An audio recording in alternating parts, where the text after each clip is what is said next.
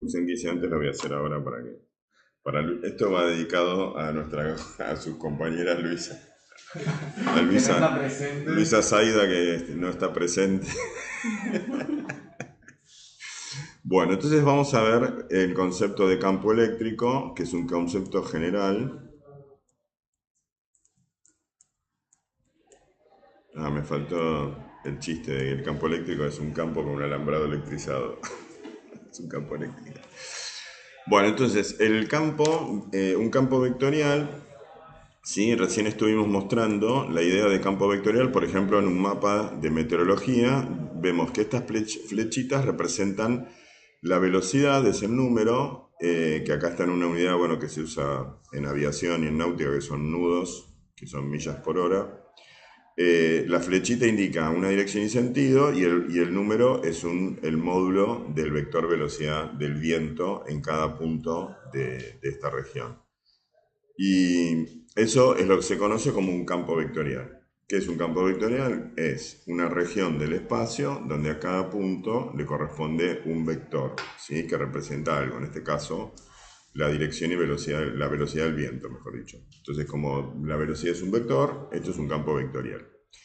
Y a su vez tenemos campos escalares, ¿no? Que son un campo escalar es una región del espacio donde a cada punto de la región le corresponde un número, un escalar, que no tiene dirección y sentido. Estas líneas son las líneas que unen puntos que tienen la misma presión atmosférica. Acá se puede leer 1018 en las unidades de presión atmosférica que se usan, que son los hectopascales. Entonces hay una relación entre los vectores de velocidad del viento y el campo de presiones, porque el viento va a ir de mayor presión a menor presión. Entonces, estos campos, tanto el vectorial con el escalar, son campos relacionados. Siempre vectorial con un escalar. Bien, entonces, aprendiendo matemáticas a través de la física. O sea que estos van a ser clases de física, pero al mismo tiempo el modelo matemático, damos el fenómeno físico. En este caso, Sí. ¿los campos escalares son cerrados? Si son líneas cerradas, no necesariamente. En- No, no. No necesariamente. Acá se da la particularidad que en la atmósfera vos tenés líneas cerradas Sí. que se llaman, ves, acá dice H, es un centro de alta presión, ¿sí? Que lo llamamos tradicionalmente anticiclón, ¿sí? A los centros de alta presión. Porque ahí, por un efecto físico de la presión, la temperatura del aire, el aire que está en el centro es más frío que el que lo rodea, entonces está bajando, porque aumenta su densidad, y baja aire acá en el centro, y entonces esto despide vientos en la superficie, despide vientos hacia afuera. Y es lógico, sí, que el viento va de donde hay mayor presión a donde hay menor presión, y todo está ligado por un fenómeno físico, el fenómeno físico de la convección. Así que bueno, por acá no estamos yendo de tema. ¿No? Si quieren, después hacemos una clase de meteorología básica. Yo manejo meteorología básica.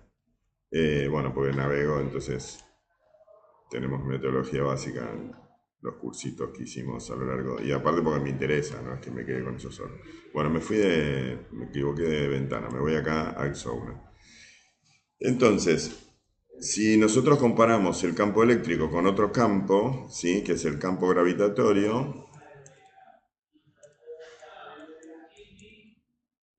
vamos entonces a aplicar un concepto. Nosotros habíamos visto en el campo gravitatorio que si yo tenía dos cuerpos, ¿sí? Con masa, tenemos por ejemplo un cuerpo con una masa y otro cuerpo, no sé, con otra masa, me quedo medio descentrado. Entonces, no, acá, a ver si lo puedo centrar. Ahí.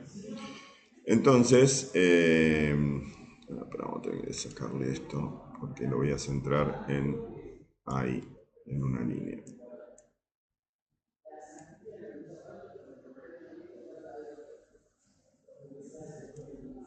Más bueno.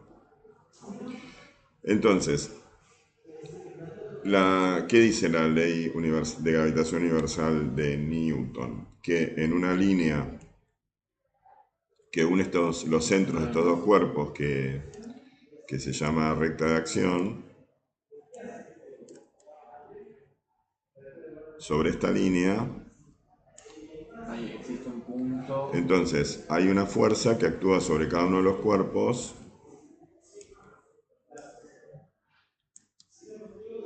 que la ubicamos en el centro del cuerpo. Tenemos acá entonces dos fuerzas de interacción. Vamos a limar de nuevo.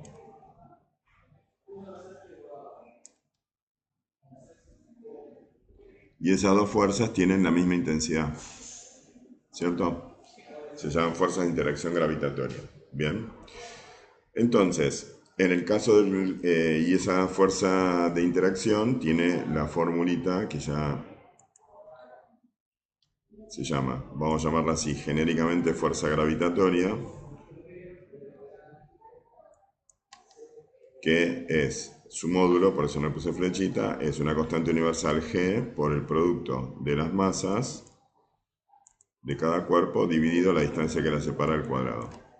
Así que acá tenemos, este cuerpo tiene una masa 1 y este cuerpo tiene una masa 2. ¿Ves? Entonces la masa es la magnitud física propia del cuerpo, que es causante de esta fuerza de atracción, ¿sí? Y la fuerza es solo de atracción. ¿Qué pasa en el caso de que tenga dos partículas con carga eléctrica? Entonces tenemos, por ejemplo, una partícula con carga positiva y otra con carga negativa, y entonces aparece una fuerza de atracción eléctrica, ¿sí? Esa fuerza sería así, ¿ok? De nuevo, la vamos a llamar genéricamente fuerza electrostática, que era K por Q1 por Q2 sobre la distancia que la separa al cuadrado. Entonces, representamos la distancia por esto, y acá la distancia es entre los centros de las masas. Por ahí. ¿Sí? Me quedo medio chingada porque esto no está justo en el medio. Entonces, esa distancia que llamamos D, que es la que aparece en la fórmula, bien. Ahí tenemos entonces, acá faltaría poner que cada partícula está caracterizada en vez de por su masa, por su cantidad de carga eléctrica, que se mide en coulombs. ¿Bien? Bueno, entonces, hasta ahora estamos hablando del fenómeno de fuerza.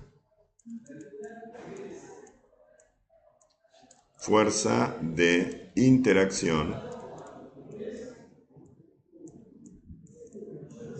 a distancia. Estos cuerpos no se tocan para hacerse la fuerza.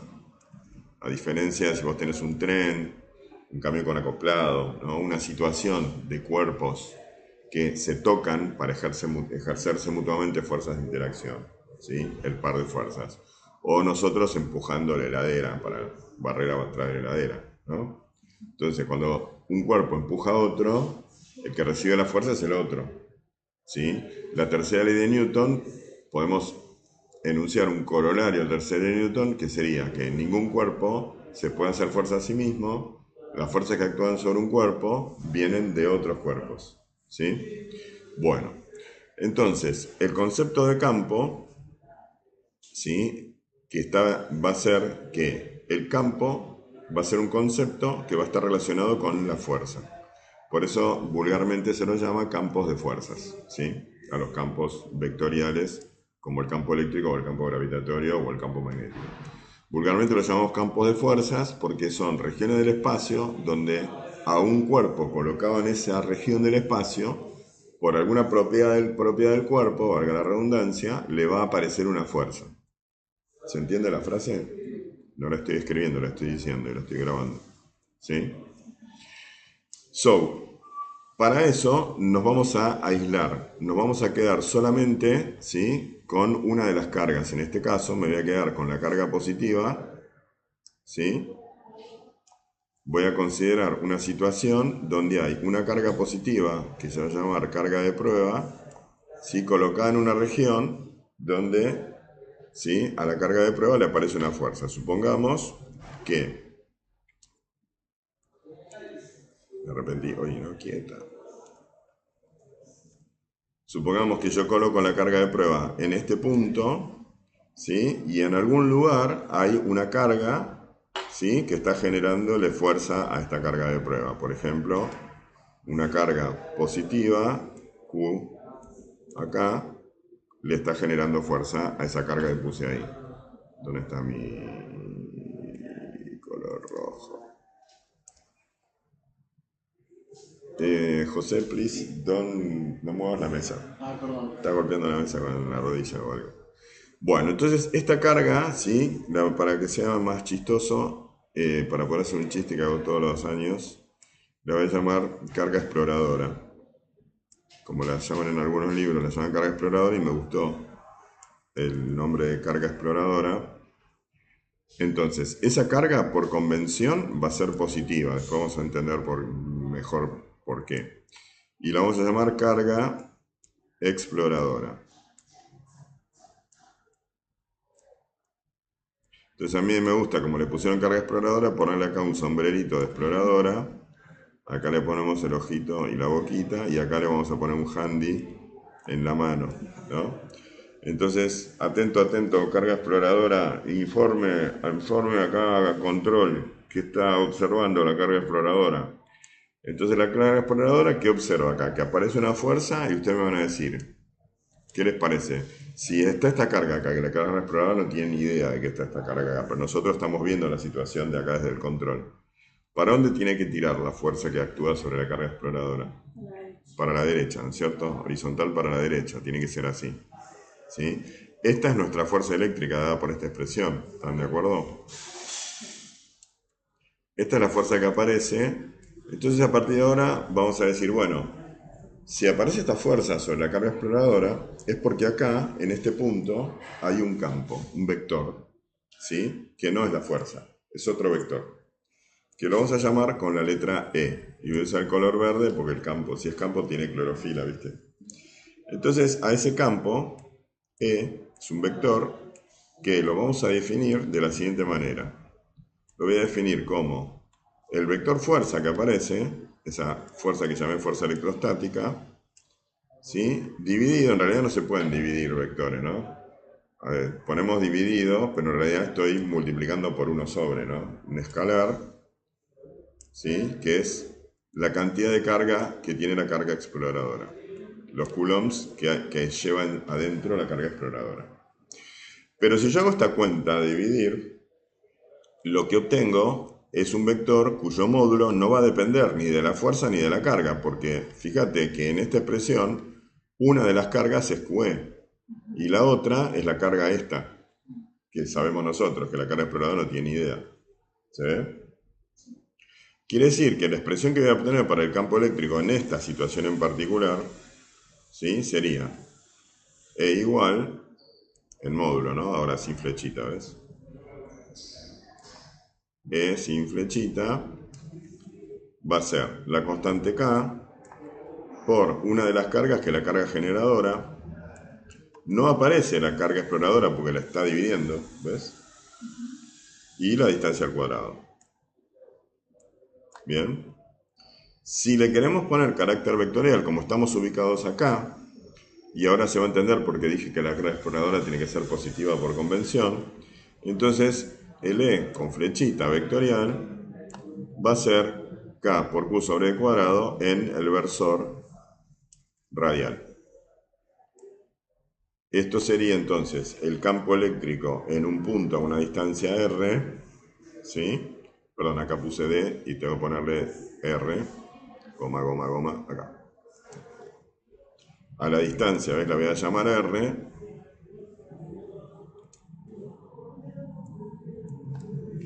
Que va a ser la distancia medida desde la carga generadora hasta el punto donde estoy evaluando el campo. Este va a ser mi vector R y lo que está acá abajo es el módulo del vector R, es la distancia. ¿Se entendió? Ahora miren un poquito, el campo eléctrico, ¿de qué depende? de esta carga Q, que es la que llamamos carga generadora del campo, y de la distancia a la que yo me paro. Pero ves, no depende de la carga que pongo en el lugar. Ni siquiera depende de que yo haya puesto acá una carga negativa, porque acá al dividir se va a compensar el signo, ¿ves? Y el campo siempre va a ser, en el caso de que la carga generadora, ¿ves? Como en este caso es positiva, el campo tiene el sentido saliente. ¿Ven? Sí. La carga generadora, hablando del módulo, sea positivo o negativo, ¿tiene que ser mayor a la carga exploradora? Es completamente independiente. Eso es una burrada que dicen varios libros. El campo, ¿sí?, no se testea con una carga pequeña, porque a mí no me importa la fuerza que le va a aparecer acá, porque va a desaparecer esa magnitud. Y me va a quedar algo constante, completamente independiente de la carga que yo ponga acá.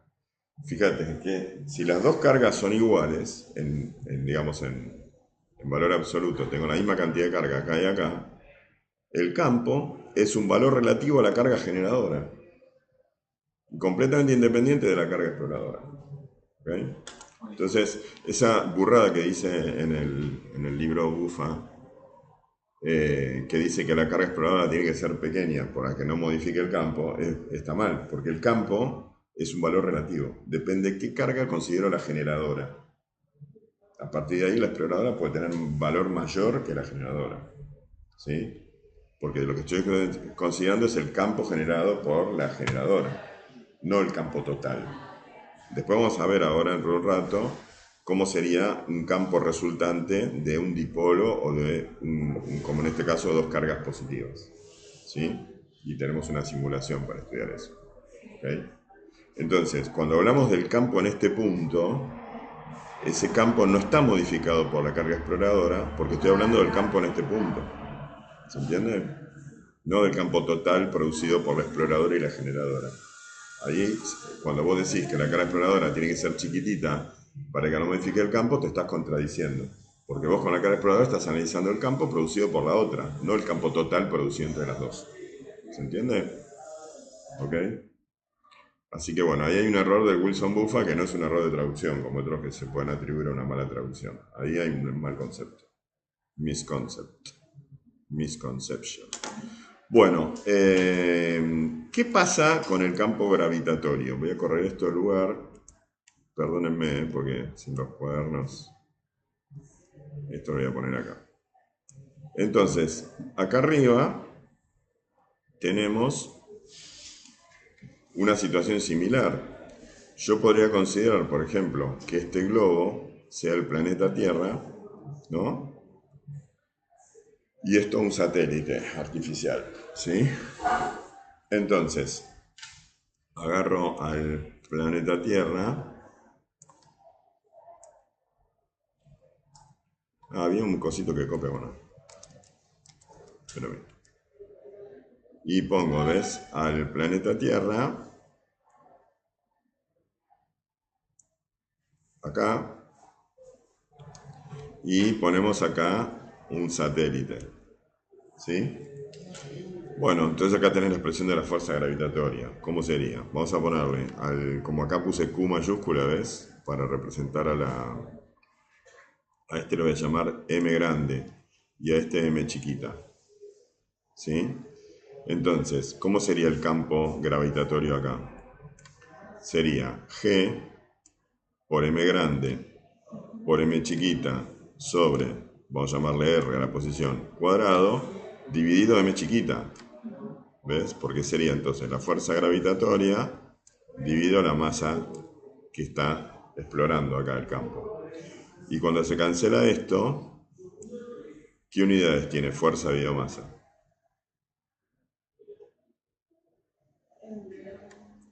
Segunda ley de Newton. Sí. Fuerza es masa por aceleración. Entonces esto, ¿sabes cómo se llama este campo? Es la aceleración de la gravedad, el campo gravitatorio. Qué novedad, ¿eh? ¿Sabían? No sabían. Qué sorpresa, ¿eh? Entonces, ¿y cómo sería la dirección y sentido del campo gravitatorio? Ahí la única posibilidad que hay acá es que la fuerza sea de atracción, no hay repulsión. ¿Ok? Así que acá el campo, ¿sí? Siempre va a ser en sentido hacia el centro del cuerpo que lo produce. ¿Ok? Entonces el campo no es otra cosa que la aceleración de la gravedad en ese lugar.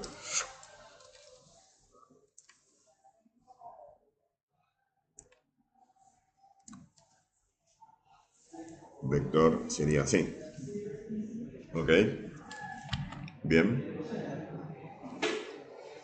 Entonces, una diferencia es que el campo eléctrico, como ahora vamos a ver en otro esquema, en el caso que que yo tenga una carga generadora positiva en cualquier punto va a ser saliente, el campo gravitatorio siempre es entrante a la masa que lo genera. ¿Sí? Pero si yo como carga generadora pongo una carga negativa, bueno, ahí serían de la misma, del mismo sentido.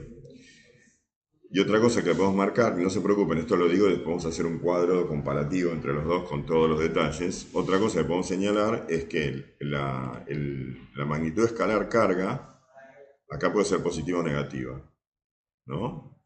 Esta carga con generadora. En cambio acá la magnitud escalar masa siempre es un valor positivo. ¿Okay? Señalamos eso, pero después lo vamos a recopilar en un cuadro comparativo. ¿Bien? Bueno, corto acá y hacemos después una segunda parte, para no sean tan pesados y tan largos cada uno de los videos. Acá quemamos bastante el cerebro.